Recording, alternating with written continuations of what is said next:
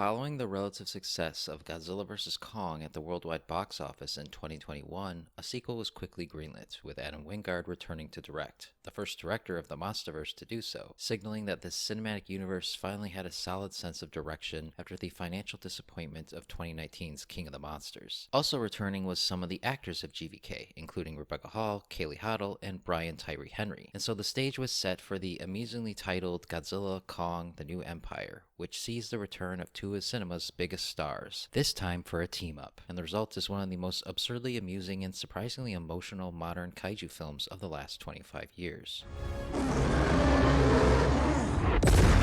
Ah! I think he loves it! Yeah?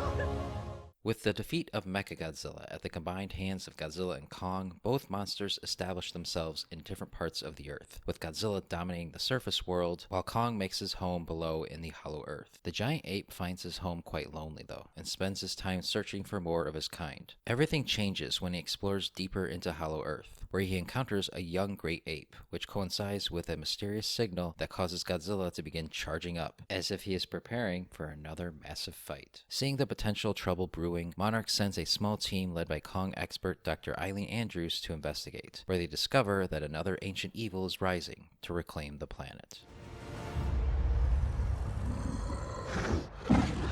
Godzilla Kong: The New Empire is one of those types of monster movies that will appeal strictly to a certain type of person, namely those that love giant monsters for giant monsters' sake. Those looking for a human story that goes beyond the superficial will find the film nothing more than empty spectacle. But if you love monsters, and if you view them as actual characters worth following, then you will find that the film's spectacle is actually quite nourishing, not only for its own sake, which it absolutely is, but because it's all centered around a genuinely compelling story of Kong finding his place in a new world, in which along the way he makes some new allies and earns the title of King.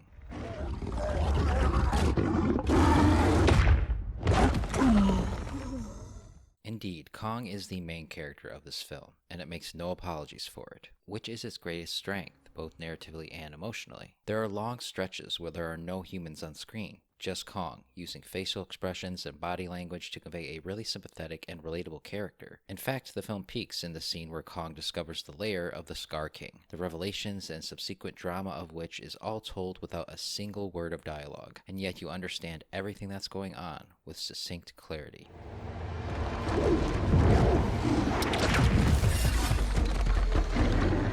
But while this isn't Godzilla's story per se, that doesn't mean the monster doesn't have plenty of moments to shine. Yes, he isn't in the film nearly as much as Kong despite getting top billing, but every time he is on screen, it is very memorable, in a way that gets your blood pumping. Kong may provide the heart of the film, but Godzilla brings the mayhem, displaying acts of determination and amusingly unreasonable aggression that harkens back to his Heisei and Millennium eras. He is an anti-hero here, pure unrestrained rage and power, and you feel it every second you're watching him. His role in the film may be simple, but sometimes that's when the Monster King is at his best.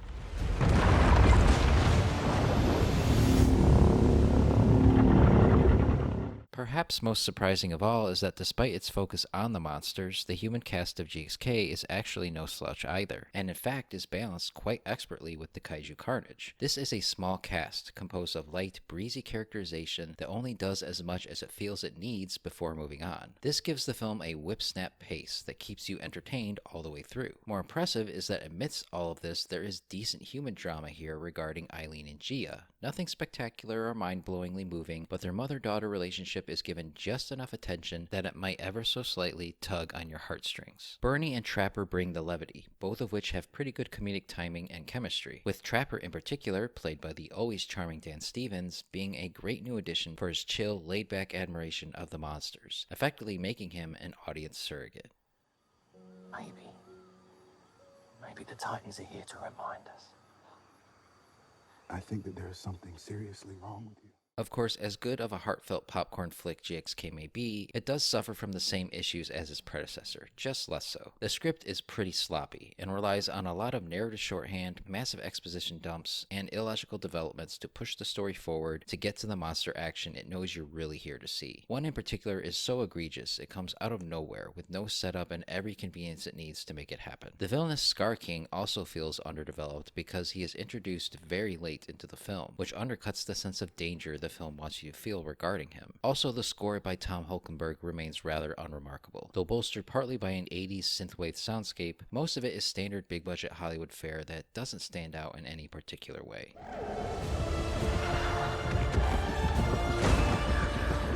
None of these issues will keep those who love giant monsters from enjoying GXK. The film knows what you are here to see, and perhaps delivers in a way that no other MonsterVerse film has by perfectly balancing the shenanigans of the human cast with those of the monster cast. This is a modern-day equivalent of when both monsters were at their schlockiest, a big-budget Showa-era film that doesn't hold back. It doesn't take itself seriously, except where it needs to, by delivering some wonderfully choreographed monster fights that both thrill and tell a simple story of one of cinema's oldest and greatest characters finding his family, all while also building up a team of kaiju that can continue growing as the franchise moves forward. It's pure, simple, unrestrained fun with a childlike sense of joy that will undoubtedly be infectious for the adults watching it with them.